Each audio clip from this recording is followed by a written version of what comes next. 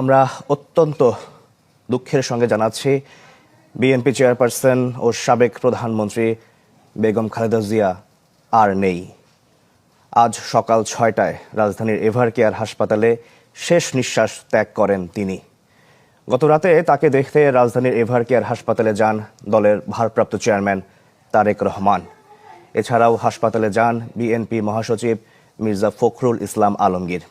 এর আগে হাসপাতালে গিয়েছিলেন খালেদা জিয়ার জ্যেষ্ঠ পুত্রবধূ ডাক্তার জুবাইদা রহমান, বড় বোন সেলিনা ইসলাম, ছোট ভাই শামীম ইস্কান্দার, তারেক রহমানের মেয়ে জাইমা রহমান ও আরাফাত রহমান কোকোর মেয়ে জাহিয়া রহমান।